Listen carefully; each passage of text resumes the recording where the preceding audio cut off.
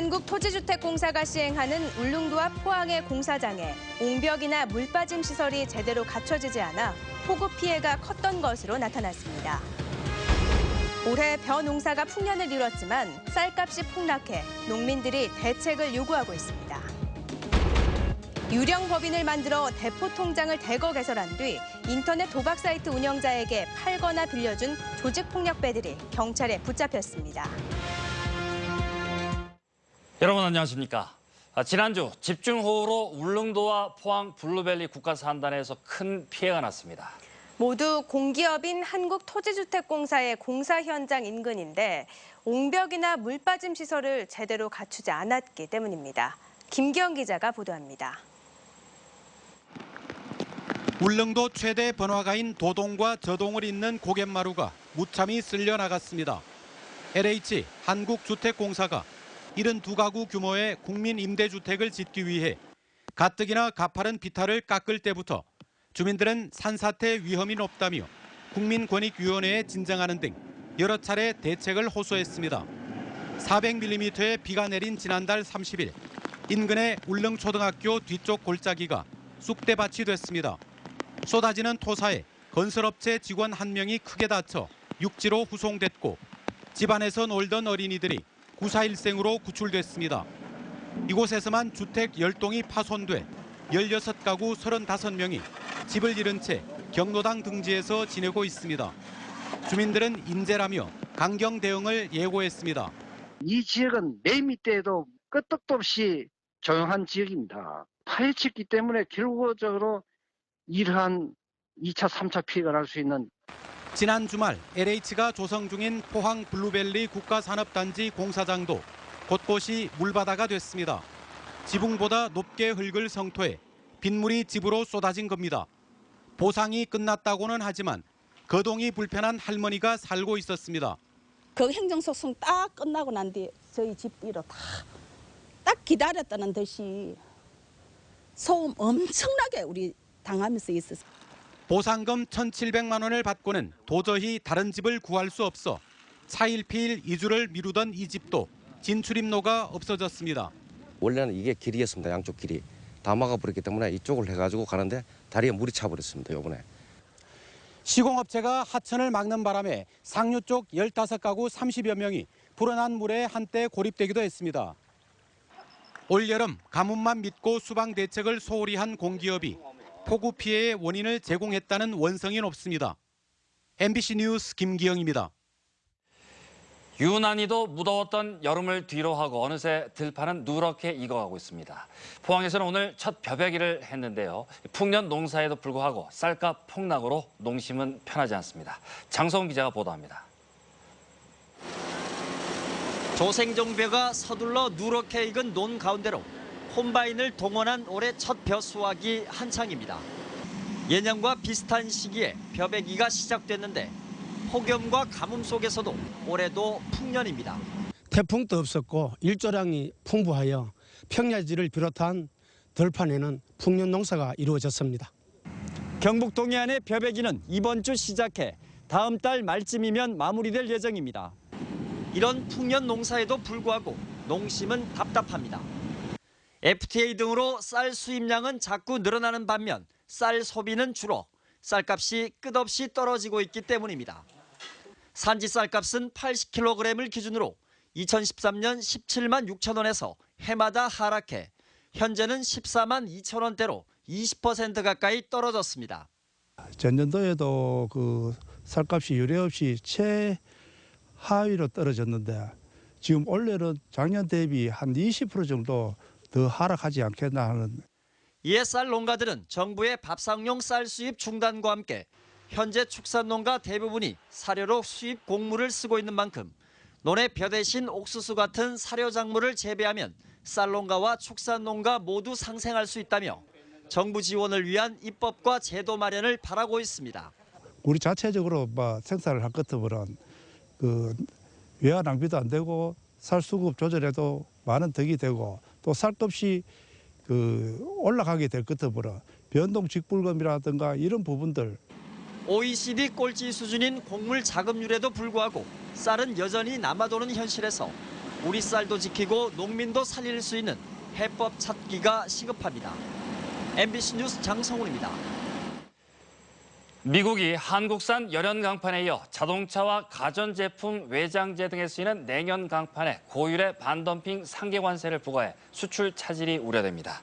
미국 국제무역위원회는 최근 포스코와 포스코 대우의 냉연 강판에 대해 반덤핑 6.32%, 상계 58.36% 등 64.68%의 반덤핑 상계 관세를 부과했고 현대제철에 대해서도 38.24%의 관세율을 적용했습니다. 또 지난달 초 미국은 한국산 열연 강판에도 최고 60.93%의 관세 부과 방침을 밝혀 철강업계 이의 제기와 함께 정부 차원의 대책이 시급합니다. 포항에 유령 법인 23개를 만든 뒤 법인 명의의 대포 통장 120개를 개설해 인터넷 도박 사이트 운영자에게 팔거나 빌려준 조직폭력배 등 23명이 검거됐습니다. 대포 통장 임대가 조직폭력배에게 새로운 자금원으로 떠오르고 있습니다. 박상원 기자가 보도합니다. 대게를 판매한다는 한 업체의 법인 등기부 등본. 자본금 50만 원에 대표이사와 감사, 단 2명으로 회사가 설립됐습니다. 수산업을 한다는 한 업체의 등본상 주소지에 나와봤더니 이렇게 평범한 원룸 건물이었습니다. 신규 법인 설립이 간편해지다 보니 유령법인 23개를 설립한 뒤 법인 명의로 대포통장 120개를 만들어 불법 인터넷 도박 사이트 운영자에게 돈을 받고 빌려준 포항 지역 조직폭력배 세계파 10명 등 23명이 붙잡혔습니다. 경찰은 이 중 5명은 구속하고 18명을 불구속 입건했습니다. 이들 중 34살 김모 씨 등 2명은 팔아넘긴 대포 통장으로 입금된 도박 자금을 몰래 인출한 혐의도 추가로 드러났습니다. 경찰 조사에서 이들은 유령 법인을 지역 특성에 맞게 수산과 대게라는 이름을 넣어 상호명을 지었으며 개인 통장에 비해 법인 통장 개설이 수월하다는 점을 노려 법인 한 개당 최대 10개의 대포 통장을 만들어 개당 100에서 120만 원에 판매했습니다. 법인 설립이 예전보다 간단해졌습니다. 대표이사 외에 1명하고 100만 원만 있으면 만들 수가 있어요. 불법 도박 사이트 운영자들의 대포 통장 확보가 점점 어려워지자 이를 빌려주는 방식으로 꾸준히 돈을 받았다는 점에서 대포 통장 임대가 조직폭력배의 새로운 자금원이 되고 있습니다. 속칭 먹튀를 방지하기 위하여 대포 통장 제공자에게 매월 100만 원가량을 지급하는 임대 방식으로 전환하는 추세에 따라 조직폭력배들의 새로운 자금원으로 부상하고 있는 것으로 밝혀졌습니다. 경찰은 이들을 상대로 추가 범죄를 조사 중인 가운데 달아난 4명을 지명수배하고 뒤를 쫓고 있습니다. MBC 뉴스 박상환입니다. 경상북도와 울산시가 공동으로 추진하는 동해안 연구개발 특구 지정이 늦어지고 있습니다. 경상북도는 포항과 경주, 울산 지역의 우수한 R&D 기반을 바탕으로 지난 2014년부터 준비에 들어가 지난해 말 미래부에 동해안 연구개발 특구 지정을 신청했습니다. 그러나 아직까지 지정 여부가 결정되지 않아 지역 국회의원과 함께 정책 세미나를 여는 등 지정 촉구에 주력하고 있습니다. 울산과 포항, 경주시 일원 6개 지구 23.1제곱킬로미터가 특구로 지정되면 연간 국비 100억 원 정도와 3년간 법인세 등의 세제 혜택을 받을 수 있는데 국내에는 대덕과 광주, 부산 등 5곳이 지정돼 있습니다. 한진해운의 법정관리 여파가 확산되고 있지만 포항 지역에는 별다른 영향이 없는 것으로 나타났습니다. 포항지방해양수산청이 최근 영일만항과 포항신항 등 포항 지역 항만에 대해 긴급 모니터링을 실시한 결과 지역 항만에는 한진해운 선박이 입항하지 않은 것으로 조사되는 등 한진해운 사태가 지역에 미치는 영향은 미미할 것으로 전망했습니다. 포항지방해양수산청은 한진해운이 주력으로 운영했던 선박 대부분은 컨테이너선으로 대부분 부산 등 다른 항만을 이용하고 있지만 철강업과 하역 운송업 등 국내 산업 전반에 미치는 영향에 대해선 주시하고 있다고 밝혔습니다. 경상북도는 국토교통부의 제4차 국도 국지도 5개년 계획에 도내 23개 지구 1조 7,500여억 원이 반영됐다고 밝혔습니다. 국도 사업에는 포항에서 도청을 연결하는 포항 안동간 국도 31호와 국도 35호 4차로 확장 등 모두 15개 지구 157.2km에 1조 2,200억 원이 반영됐습니다.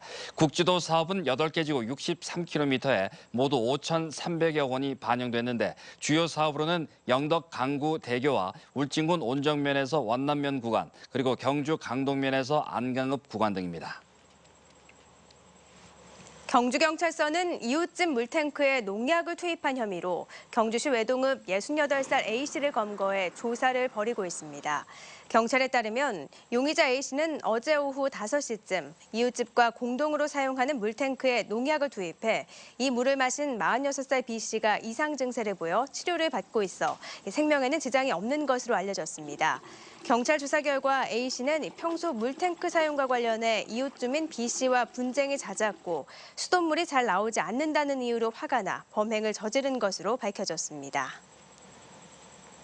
경주경찰서는 장난감 비비탄 권총을 불법으로 개조해 실제 권총과 유사한 모의 총포를 판매하려 한 혐의로 17살 이모 군을 불구속 입건했습니다. 이 군은 지난 3월 구입한 베레타 장난감 권총의 일부 부품을 개조해 마분지를 뚫을 정도로 위력을 강화하고 실제 총기와 유사하게 색상까지 바꾼 뒤 판매하려 한 혐의를 받고 있습니다. 현행법상 A4 용지 5장을 관통할 수 있으면 모의 총포 제조 판매 소지로 형사 입건되며 2년 이하의 징역이나 500만 원 이하의 벌금형에 처해집니다. 이정현 새누리당 대표는 오늘 사무총장에 박명재 의원을 유임하고 신임 인재영입위원장에 나경원 의원을 임명했습니다. 박명재 사무총장은 혁신비상대책위원회 체제이던 지난 6월 27일 사무총장으로 임명돼 4.13 총선 패배 이후 어수선하던 당 조직을 정상화하고 전당대회도 우려와 달리 성공적으로 개최했다는 평가를 받아 이정현 대표 취임 이후에도 사무총장직을 수행해왔습니다. 재선인 박 의원이 사무총장에 유임되고 당내 입지가 탄탄해짐에 따라 지역 현안 해결에도 중요한 역할을 할 것으로 기대됩니다. 포항시는 유럽 주요 연구소와 교류를 활발히 해 미래 신성장 동력 발굴에 나서기로 했습니다. 산학연 관계자와 함께 최근 7박 8일간의 일정으로 유럽을 방문했던 이강덕 포항시장은 독일 대표 과학도시인 드레스덴시와 우호 협력을 위한 협약을 하고 공동 연구와 상공인 교류를 활성화하기로 했습니다. 또 독일의 프라운호퍼 연구소를 찾아 내년 11월쯤 프라운호퍼 한국연구센터를 포스텍 캠퍼스에 설치해 미래 전략 반도체의 기술 개발과 실용화를 공동 연구하기로 했습니다. 오늘은 경북 동해안 지역에 비가 오면서 선선했는데요. 내일은 구름이 많겠고 낮 기온이 30도까지 오르면서 덥겠습니다. 송혜림 기상캐스터입니다. 네, 오후가 되면서 경북 동해안 지역에 내리던 비는 모두 그쳤습니다. 밤부터 내일 아침 사이 내륙을 중심으로는 안개가 짙게 끼는 곳이 많아 교통안전에 유의하셔야겠는데요. 안개는 발생 위치와 그 조건에 따라 종류가 여러 가지로 나뉘게 됩니다. 내일 경북 내륙 지역에 생기는 안개는 복사 안개로서 맑은 날 바람이 없고 상대 습도가 높을 때 생기게 되는데요. 오늘 내륙을 중심으로 강한 소나기가 오면서 습도가 높아졌고요. 내일 고기압의 가장자리에 들면서 맑고 바람 없는 날씨가 예상돼 생기게 되는 겁니다. 내일 경북 동해안 지역은 가끔 구름만 많이 지나는 가운데 대체로 맑은 날씨가 예상되고요. 낮 최고 기온은 30도까지 오르면서 더운 날이 예상됩니다. 자세한 내일 날씨 알아보시죠. 경북 동해안 지역 내일은 가끔 많은 구름이 지나겠습니다. 아침 기온 19도에서 22도고요. 낮 최고 기온은 울진이 26도, 영덕과 포항, 경주는 30도까지 오르겠습니다. 울릉도와 독도 지역에도 구름이 많이 지나겠습니다. 아침에는 울릉도가 20도, 독도 21도고요. 한낮에는 울릉도 26도, 독도 25도입니다. 내일은 바닷길 이용하실 때 비교적 수월하겠습니다. 한동안 이어지는 비도 오지 않고요. 바다의 물결도 동해 중부 먼바다에서 최고 2m, 그 밖의 해상은 1.5m까지 일겠습니다. 다음 주 중반까지 맑은 날이 이어질 것으로 예상되고요. 낮 최고 기온도 후반으로 갈수록 20도 중반에 머물면서 비교적 선선한 날씨가 예상됩니다. 날씨였습니다. 김관용 경상북도지사는 오늘 울릉군 수해 현장을 긴급 방문해 피해 현장을 둘러보고 이재민을 위로했습니다. 김 지사는 주택 침수로 이재민이 발생한 사동 1, 2 매몰 피해 현장을 둘러보고 이재민들이 머무는 사동 1, 2 경로당을 찾아 배식을 하며 빠른 복구를 약속했습니다. 울릉군에는 지난달 28일부터 내린 비로 주택 침수, 농경지유실 등 모두 68건에 44억 8천여만 원의 피해가 발생했습니다. 포스코가 최근 폭우로 큰 피해를 입은 울릉군 주민들을 돕기 위해 수재민 돕기 성금 1,000만 원을 경북 사회복지공동모금회의에 전달했습니다.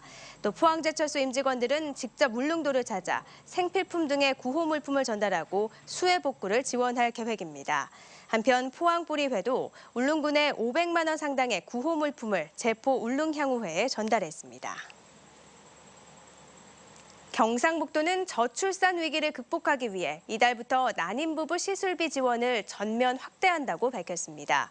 이는 지난달 보건복지부가 발표한 출산율 회복을 위한 보완 대책에 따른 것으로 소득 기준이 폐지되면서 전 가구로 대상이 확대됐고 신선배아 이식은 100만 원, 동결배아 이식 30만 원, 인공수정은 20만 원씩 각각 3회 지원받을 수 있습니다.